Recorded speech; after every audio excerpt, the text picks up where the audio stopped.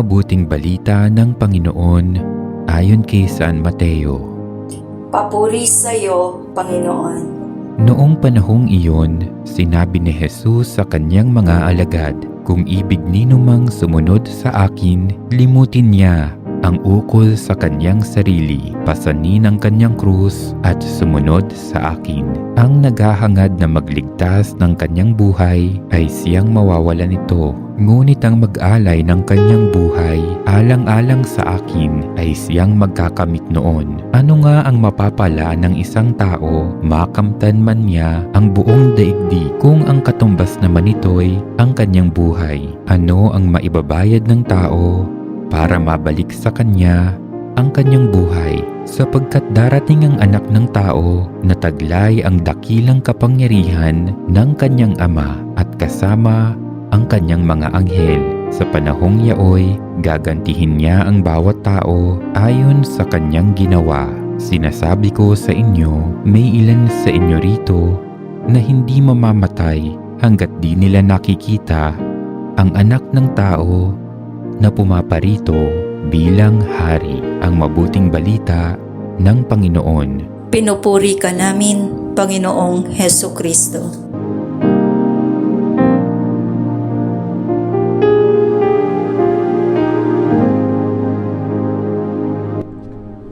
Peace be with you all. Muli, Brother Rex Baladad po ng Pinag-Isang Puso, Catholic Charismatic Philippines Incorporated, na bumabati sa inyo ng isang mapagpalang araw at biyaya ng ating Panginoon Diyos. Okay, so nandito na naman po ako upang magbigay ng reflection, maikling paliwanag po sa napakinggan nating gospel reading kanina. At ito po ay nakuha sa Matthew chapter 16 verses 24 to 28. Ito po ang buod po ng ating gospel for today ay tungkol sa pagsunod sa ating Panginoong Diyos. No? Tinanong niya yung kanyang sinabihan niya yung kanyang mga alagad, kung gusto niyo sumunod sa akin, itakwilin niyo sa inyong sarili, pasanin ang krus, at sumunod sa akin. So, tatlo po ang requirements, no, para po tayo ay sumunod sa ating Panginoong Diyos. Una, itakwil ang sarili. Deny yourself. Parang mahirap, no? Mahirap gawin, lalo-lalo na kung ang buhay mo ay masaya na rin, no? Meron ka nang nakukuhang mga grasya, mga biyaya, no? Talagang ang buhay mo ay very successful. Pero isang requirement yan ng ating Panginoon Diyos kung gusto natin talagang sumunod sa Kanya, no? We have to deny ourselves. Kailangan nating kalimutan ang ating sarili. Why do we have to deny ourselves? Kasi gusto ng ating Panginoon Diyos, no?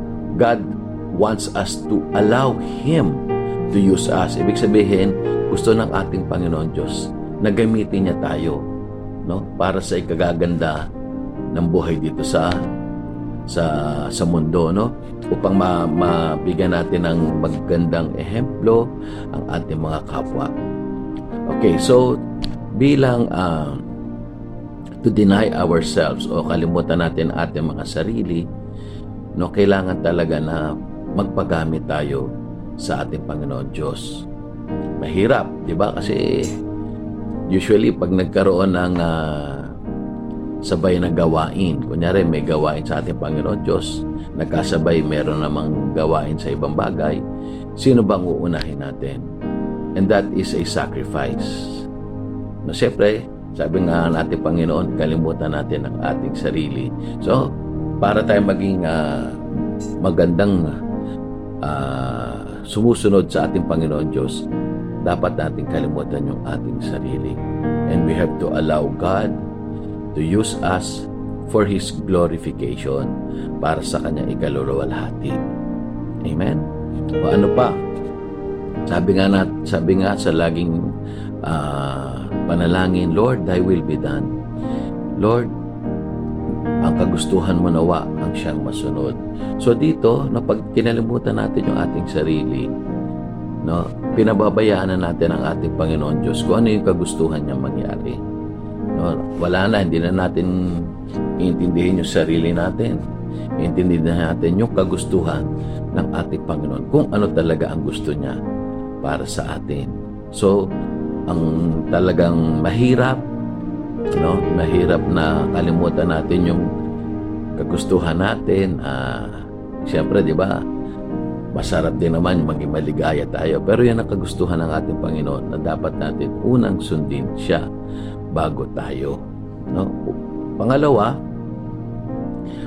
pag tayo ay sinusunod natin ang ating Panginoon Diyos, no, tinitignan din natin yung ating kapwa, yung interest ng ating kapwa.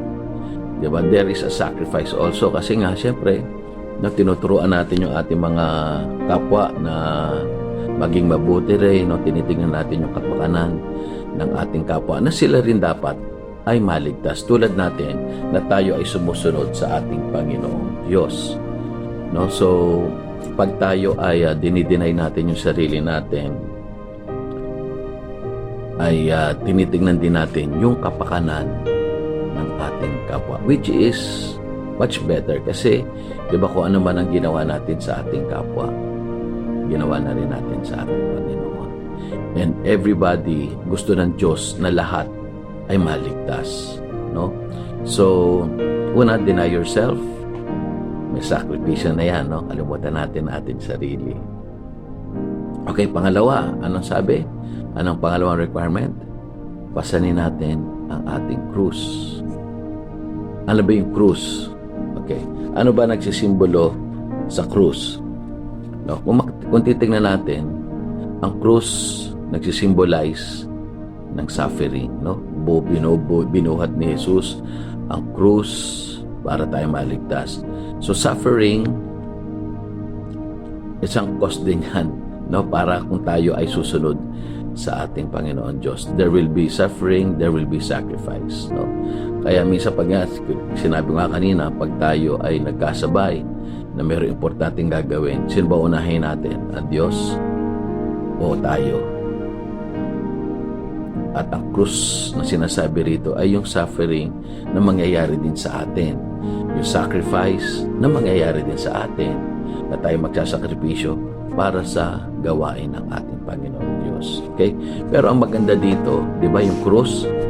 Ano ba symbolize? Ano pa rin ba ang sinisimbolo ng krus? Di ba yung salvation? Yung kaligtasan na sinasabi. Kasi pag tayo ay nagsasacrifice, pag pinapasa natin yung krus, there is life after death. Na mayroong buhay na walang hanggan. Na kahit dito pa lang sa lupa, nagsasakripisyo na tayo. Nagsasuffer na tayo sa pain, no? Sakit nararamdaman natin kasi sumusunod tayo sa ating Panginoon Diyos. Kinakalimutan natin yung ating sarili.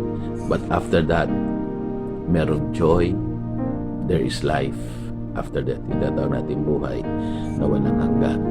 At thirdly, yung huling requirement, sabi ng ating Panginoon, sumunod ka sa akin, which is obedience. Obey. Sumunod, ibig sabihin, obey. Kaya kailangan natin sumunod sa ating Panginoon Diyos. Kung ano sasabihin ng ating Panginoon, sumunod tayo sa Kanya. Okay? So ngayon, doon naman sa verses 25 to 27, ito po yung mga matatanggap natin pag tayo ay sumunod sa ating Panginoon Diyos. Una, sa verse 25, ang sabi rito, ang naghahangad na magligtas ng kanyang buhay ay mawawalan nito. Ngunit ang mawala ng kanyang buhay alang-alang sa akin ay magkakabit nito. So, doon sa verse 25, ang sinasabi dito, yung buhay natin, no? Kung ano yung buhay natin ngayon, at ano ba yung gusto natin buhay after tayo mamatay. Yes, sa buhay natin ngayon, talaga masaya. We have all what we need. Andito yung kung ano yung mga buhay na, kung ano yung mga natatanggap natin, mga kasiyahan, mga biyaya. Pero tingnan din natin yung buhay natin after death. Ito ba ay nararapat? Pag tayo ay namatay, makakapunta pa tayo sa langit? O mapupunta tayo sa impyerno? So ito yung sinasabi ng ating Panginoon Diyos, no? Ang mawalan ng kanyang buhay alang-alang sa akin ay magkakamit nito. Kakamit natin yung buhay na walang hanggan. Kaya pag tayo ay nagsakripisyo, pag tayo ay dininay yung ating sarili, tinakwil natin yung ating sarili at pinasa natin ang ating krus, meron tayong matatanggap na buhay na walang hanggan. Okay? Ano ba nasabi sa verse 26? Sapagkat ano ba ang mapapala ng isang tao? Bakamtan man niya ang buong daigdig, ngunit mapapahamak naman ang kanyang sarili. So lahat ng bagay makukuha natin. Pero ano naman mangyayari sa atin after death? Baka dito sa ibabaw ng mundo, masayang-masaya tayo. Pero pag tayo namatay, baka naman mapunta tayo sa impyerno. Doon tayo mag-suffer talaga. So mas maganda dito pa lang daw sa ibabaw ng lupa ay meron na tayong suffering na nakakamit o yung sacrifices na nagagawa natin. Pero pagdating naman ng after death ay makakamta natin yung buhay na walang hanggan. So bago ako mag-end, meron po akong tatlong bagay lang na masasabi din pag tayo sumusunod sa ating Panginoon Diyos. Una, follow Christ fully. Pag sinabi nating fully, buo. Buo tayong maglilingkod sa ating Panginoon. Buong buhay ang iaalay natin sa ating Panginoon. Buong buo, no? So follow Jesus fully. Isa pang F, follow Jesus faithfully, no? Pag tayo sumusunod sa ating Panginoon Diyos, dapat tapat tayo talaga na naglilingkod sa ating Panginoon. Dapat tayong sumusunod sa Kanya, hindi yung may loko-loko pa o kaya hindi natin talaga binibigyang seryoso yung pagsunod natin sa ating Panginoon Diyos. At pangatlo, letter F pa rin, follow Jesus finally. Ibig sabihin hanggang wakas, hanggang tayo nabubuhay, sumunod tayo sa kagustuhan ng ating Panginoon Diyos. So follow Jesus fully, follow Jesus faithfully, and follow Jesus finally. Hanggang katapusan, maglingkod tayo sa ating Panginoon. Amen? So again, tatlong bagay po ang requirements para tayo sumunod sa ating Panginoon. Una, deny ourselves. Kalimutan natin ating sarili. Allow Jesus, allow Him to use us. Pangalawa, pasanin natin ang ating krus. Carry our cross. Ibig sabihin nito, kahit anong sakripisyo, kahit anong suffering, dalhin natin ito. No? Masakit sumunod sa ating Panginoon Diyos.